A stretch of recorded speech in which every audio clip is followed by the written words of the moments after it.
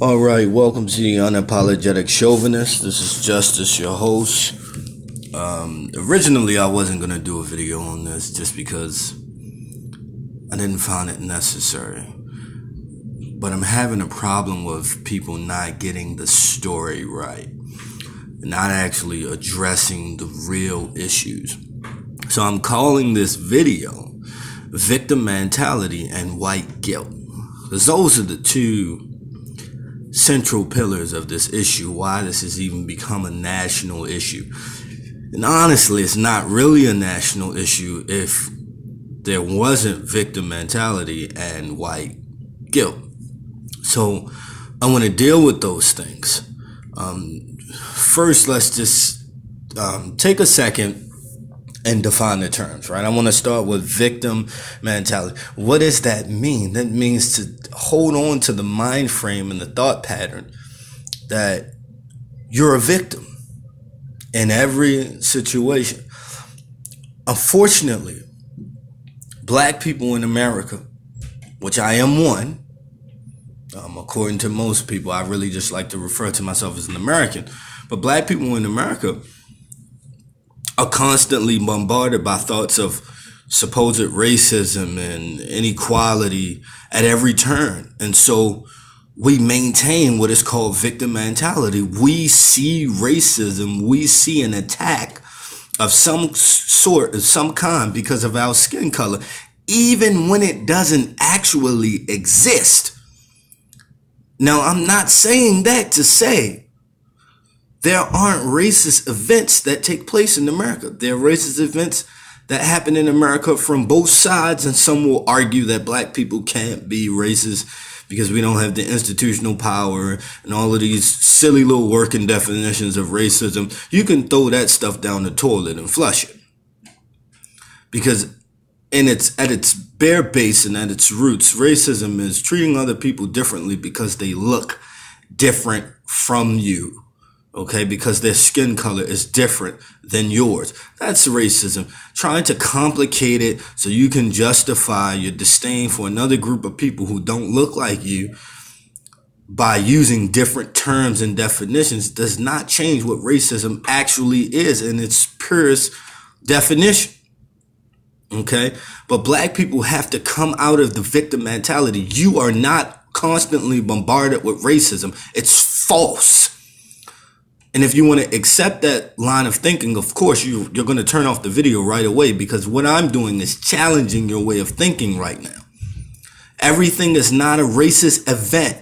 Maybe, just consider maybe, you might not be the stand-up person you think you are, and other people see it.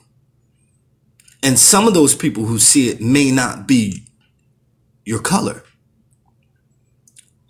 And so you perceive it as racism because they haven't done anything to support or help you, because they see that you're not a stand-up person. They don't want to associate with you because of the type of person you portray yourself as. That's not racism. That's intelligence and common sense. I myself would not hire certain people, regardless of what your skin color looks like, depending on your way you present yourself to me. I wouldn't associate with you, wouldn't hire you, wouldn't spend time with you out of work, wouldn't make you a friend. That's not racism. That's understanding character. And I generally don't like to refer to Martin Luther King because I'm not really a big fan of his socialist agenda. But Martin Luther King, in his I Had a Dream speech, talks about being judged by the content of your character, not getting a free pass because your ancestors used to be a victim, used to be slaves. Yes, again, there are injustices in the United States, not arguing that point. But if you're going to hold on to the victim mentality and stand on the position that you cannot overcome obstacles because there is quote unquote racism holding you down, this is not true, because we have plenty of successful black Americans who are millionaires who also unfortunately don't support black people, who don't do business with non-wealthy black people. Okay, understand the difference between what's actually happening and what you perceive and what you're being taught and what you're being told. Remember, public school education is a fool's camp.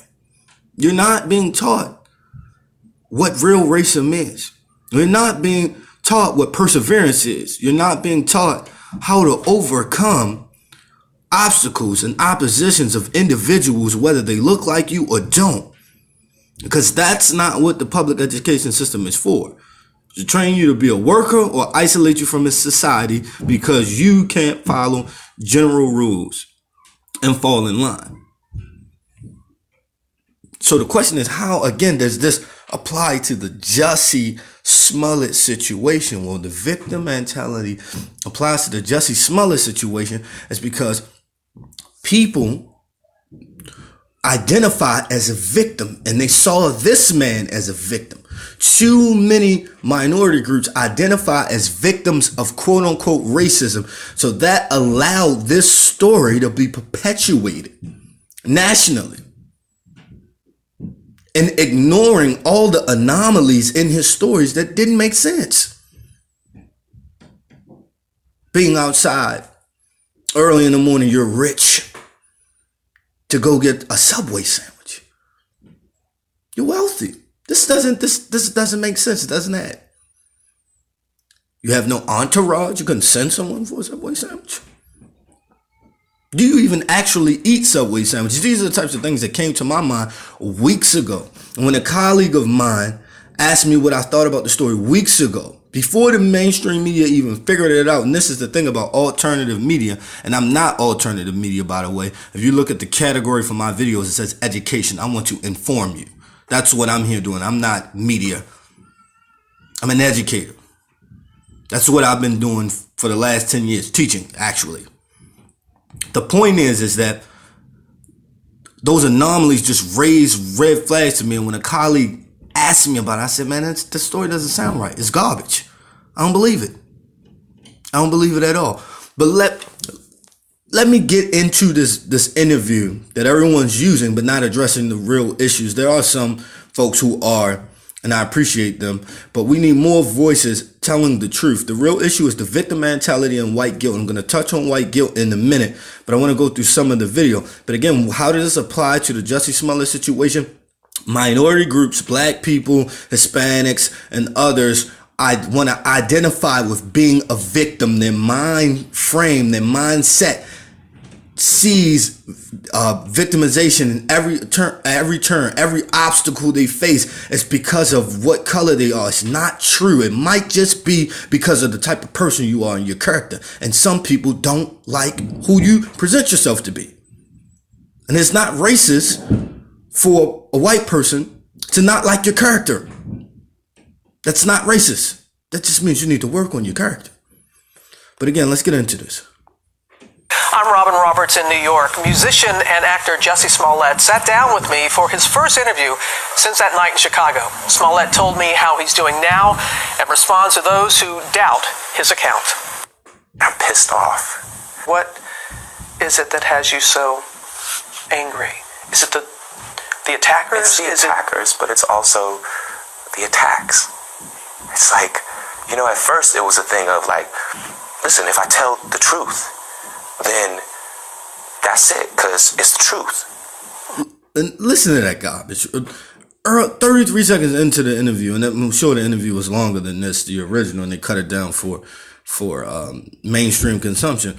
But 33 seconds into what they broadcasted on ABC, he says, if I tell you what happened, that's the truth. Nobody has to take your word on face value. Who are you? Who are you? And then now it's been proven that he's a liar. But look at the arrogance of his position. The victim mentality oozing out of his skin. If I say someone attacked me because of my color and my homosexuality, it's the truth. No, that's not how the world works. And from a biblical perspective, and I don't care who likes it or not, it says out of the mouth of 2 or 3 witnesses shall the thing be established. You need 2 or 3 witnesses to corroborate your story. Otherwise, how are we supposed to know you're telling the truth? It doesn't mean that you're not telling the truth. It just means we don't have to take your word for it just because you said it. Just because there is some history of people attacking and assaulting people of your color does not mean it is still happening. Let alone in the city of Chicago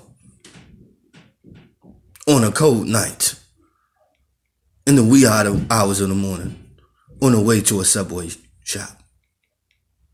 How about that? Then it became a thing of like, oh, how can you doubt that? Like, how do you not believe that? It's the truth. And then it became a thing of like, oh, it's not necessarily that you don't believe that this is the truth. You don't even want to see the truth. What happened? Let's pause there again, talking about not wanting this to see the truth. People who hold on to the victim mentality don't want to see the truth either, that not all actions are rooted in racism. Not all actions from white folks are rooted in racism. You can't prove that. You can't apply the past to the current circumstances without reasonable evidence.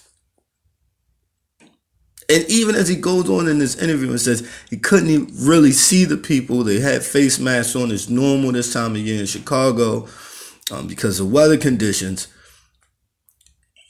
You couldn't assert to me that they were white just from that point of view.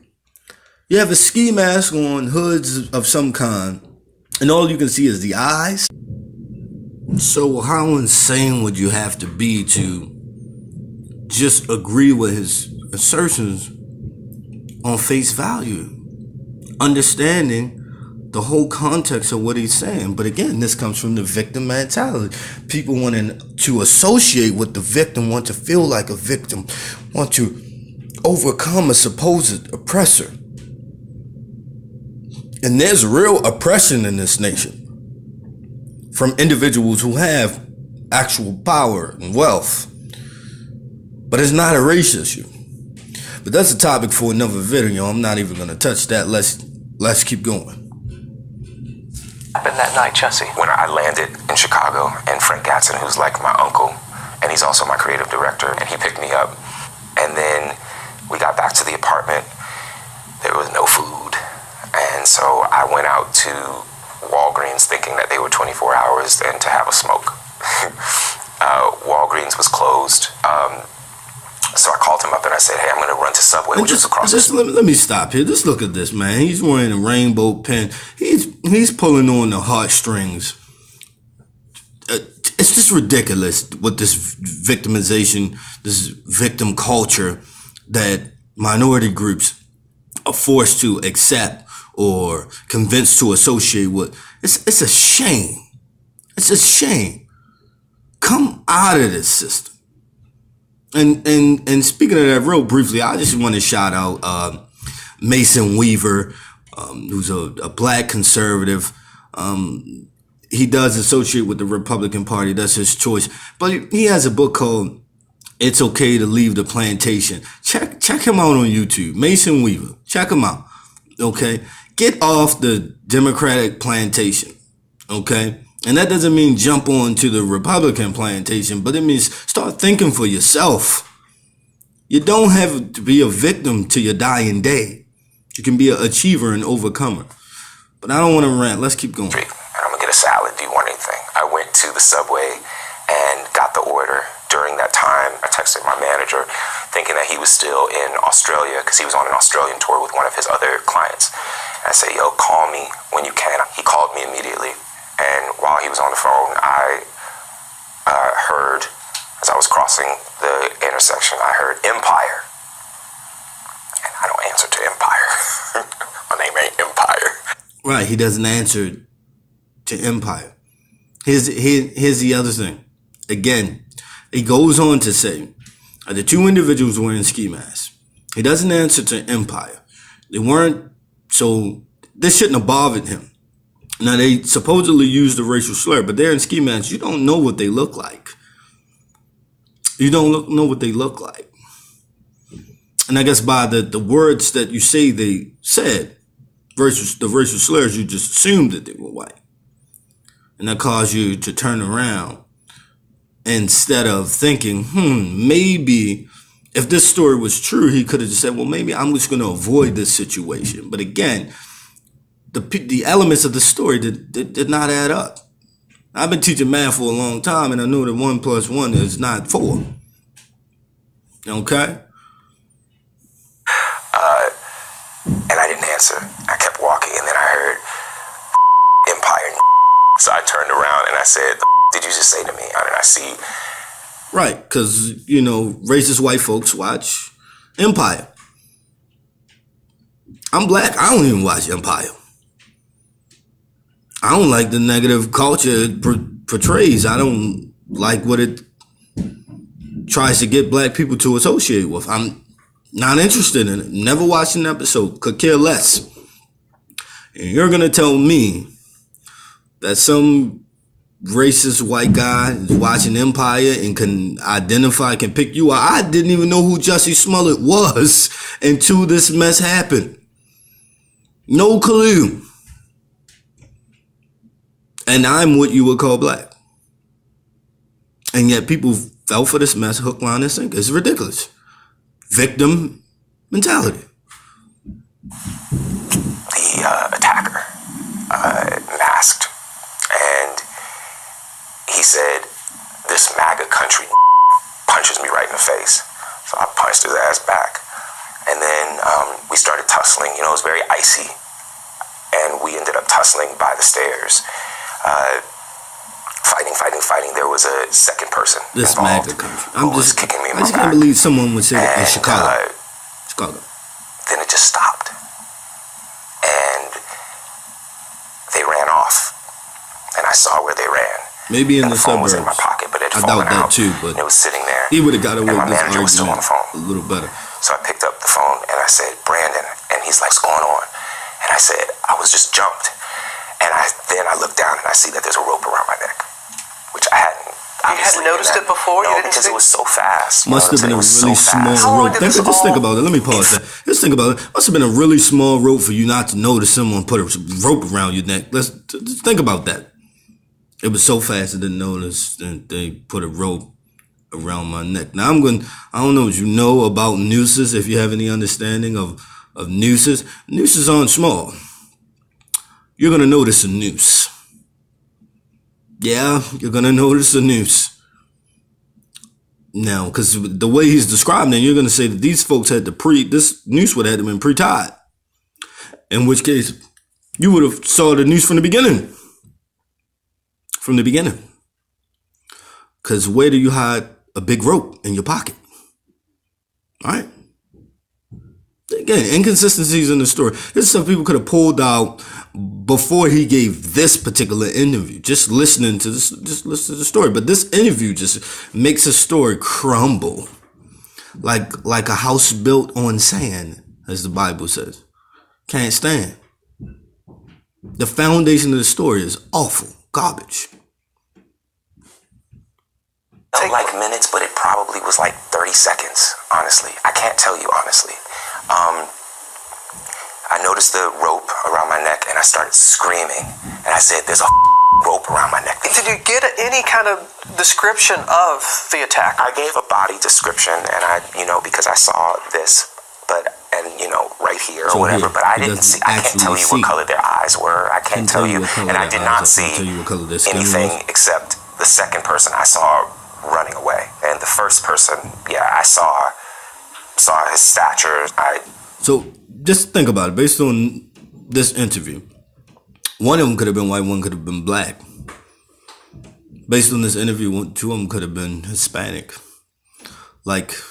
Again, complexion and mixed races, interracial marriages and interracial couples. You couldn't guarantee me. Of course, allegedly it's the two black brothers. Who knows? And I'm not here to assert whether it was the two black brothers or not. I'm just saying, just look at his story. His quote unquote evidence, his perception, his point of view. Let the Chicago police do what they do and figure that out. And yes, people should go behind them to make sure that they're doing a good job at actually investigating the situation. But just from his point of view, you cannot say that those two individuals were white except for the words that he claimed they used. That's it. And if I wanted to stage an attack to cause racial strife, I would use racist words.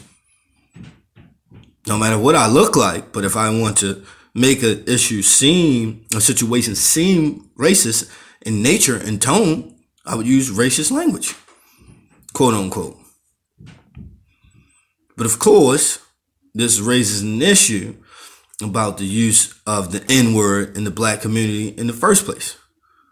But I'm not going to go into detail about that. Just think about that. Gave the description as best as I could. You have to understand also that it's Chicago in winter.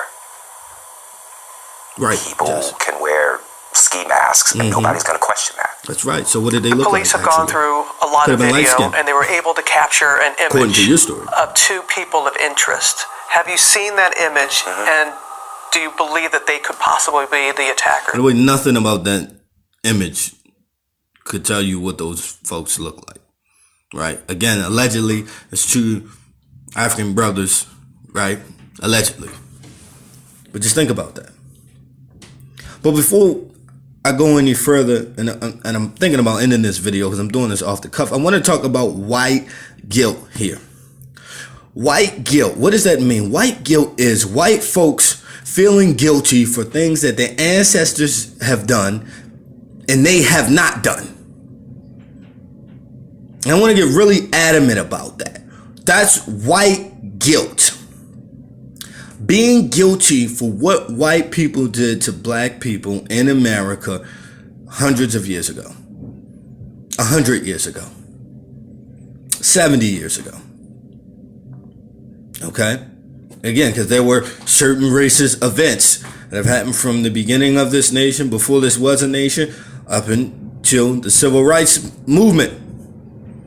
There are things that are still happening now. But again, you don't blame white people as a whole for the actions of some. Because then what you do is you neglect and nullify the white people who helped establish the Underground Railroad. Black people didn't establish that by themselves. Okay?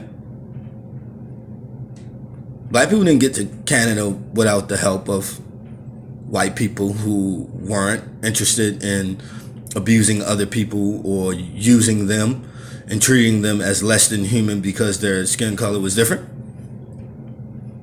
And that's always been. And that's in every nation in the world, that different groups of people, okay, we've seen different African tribes enslave and treat different African tribes in certain ways because they look different or have a different heritage. This is unfortunately normal human behavior. Does it justify it? No. But you can't take on guilt from your supposed ancestors. Most white people in America don't know if they have ancestors who were slave owners. They don't even know that. So why are you holding on to white guilt? Why do you feel guilty? You want to do something for black people? Let me tell you what you can do. Get out of the way.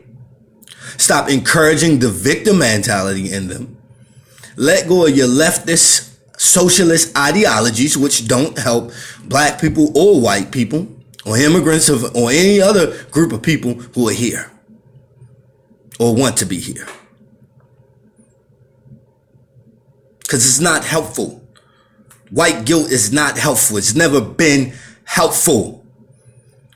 The individuals who helped black people get free, the individuals who thought it was a good idea to participate in the civil rights movement, some of those people, as far as my research goes, weren't interested in white guilt. Their interest was human beings are human beings. But the liberal mainstream media and the new generation of white folks trying not to offend black people at every turn fall back on white guilt to take a black person's side when they may not be credible. Like this situation. Exactly like this situation. So let me say this. The victim mentality and white guilt were the enzymes, the catalysts for this situation to even be a national conversation. We shouldn't even be talking about this. But now we have to, because we need to deal with black people identifying with the victim mentality, maintaining a victim mindset, and white people giving these so-called victims, these individuals with the victim mentality, a platform in which to spew ignorance and hatred and almost cause confrontation between races in this nation. And this is why I refer to myself as an American. No disrespect to the people who associate with their African ancestry, but I don't know Africa. All I know is America. That's what I know. That's what my family knows. And again, you're entitled to associate with whatever heritage you choose. Fine. But you can't play a victim role all your life rather than trying to overcome the obstacles that face you. Because black people will get in your way, white people will get in your way, Hispanics will get in your way, Asians will get in your way, Native Americans and whoever else will get in your way. Because generally speaking, human beings are selfish and are interested in their self-progress versus the progress of others. And believe me, that's no socialist, communist, collectivist way of thinking. I believe in self-progress too. I also believe as you progress in life, it's moral to help others progress. But I don't think government should force you to do that. That's the difference between someone who has conservative philosophies and someone who has leftist philosophies, liberal philosophies. Again, but those are just terms. You have to define the terms when you're talking. But let me say this last thing, and then we're going to wrap up with looking at a little bit more of this interview. White guilt is stupid and dangerous. It's stupid and dangerous because it gives racist groups, yes, racist groups, because if groups that focus on race, again, groups that focus on race, it gives them a platform to spread the victim mentality, to actually hinder black people and other minority groups from actually overcoming obstacles instead of focusing on true freedom. Okay? Instead of looking at what this government was supposed to be an ideology and holding its feet to the fire and not promoting a nanny state. Taking care of yourself, self-preservation, take care of your family. Free will, freedom of choice, freedom of speech. It's hypersensitive culture. You can't say this, you can't say that. White guilt makes room for all of this. And I urge white folks, if you really, really care about black people, stop bringing up racism. Because in my former activist years, it was the white liberals who would often say, that's racist, that's racist. They would paint the picture about it being racist. If there could be 30 black people in the room and 5 white people in the room who are liberal, and it will be one of those white people who will bring up a situation which is racist first. Why? Because bringing up the issue of race is divisive. It divides. It's not helpful. And maybe you feel bad for what happened to black folks in the past. But this is not the way you go about making up for it. This is not the way. But this makes room for individuals like Mr. Smollet to make bogus claims, whether it was for publicity, whether it was just because he's an idiot, because all of these are possible. We don't know. I hear a bunch of different claims, but white guilt is stupid and dangerous. You're not to blame for what your ancestors did 70 years ago, 100 years ago, 200 years ago, 400 years ago. You're not to blame for that. They're the blame of their own actions. The difference is, what are you going to do now? You can just treat black people as equal and leave it at that. You don't have to cause black people to cry racism, racism, racism at every turn, at every obstacle, at every disagreement of someone of a different color. Because you're not helping.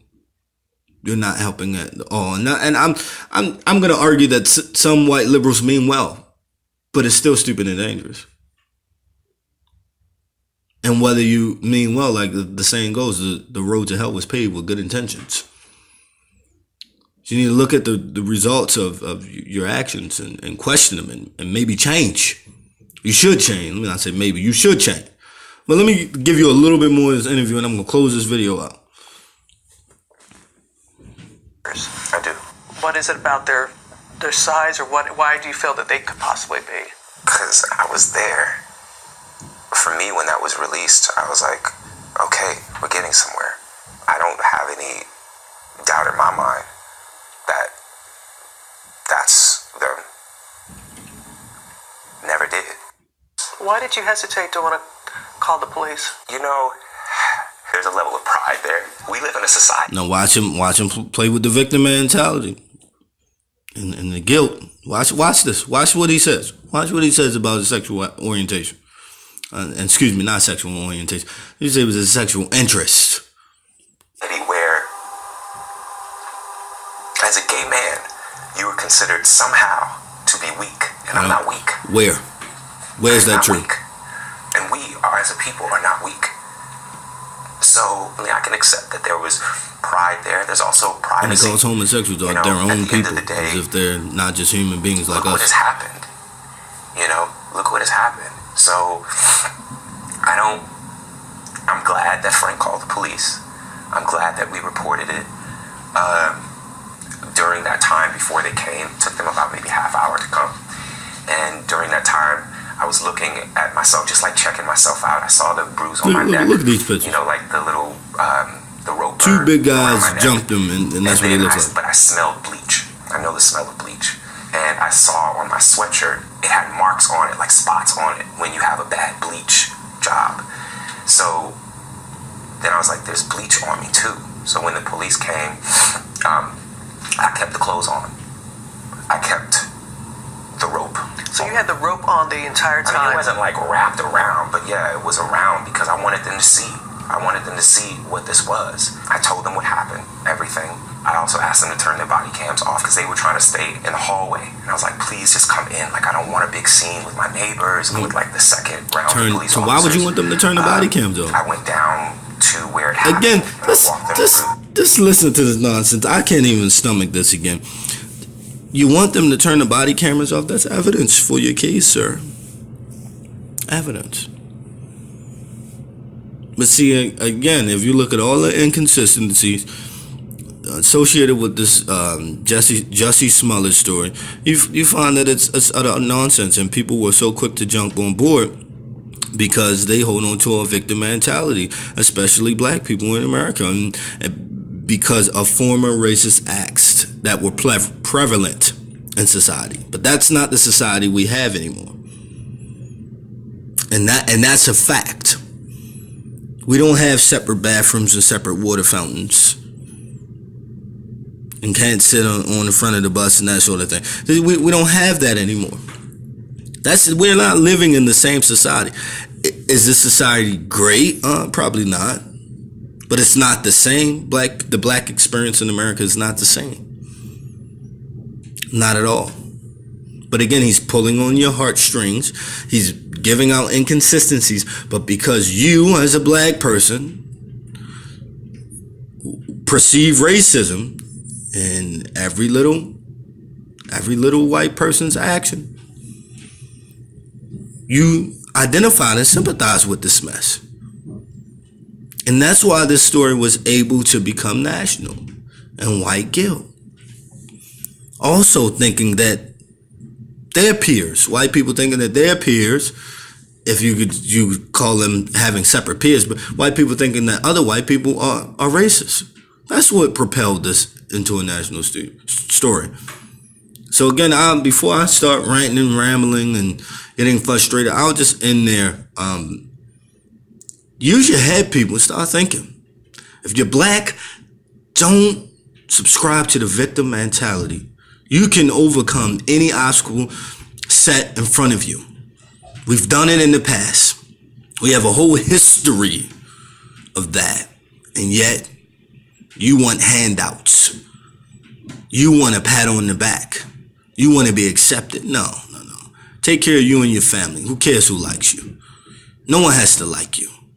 It's not important. White people, stop it. Just stop it.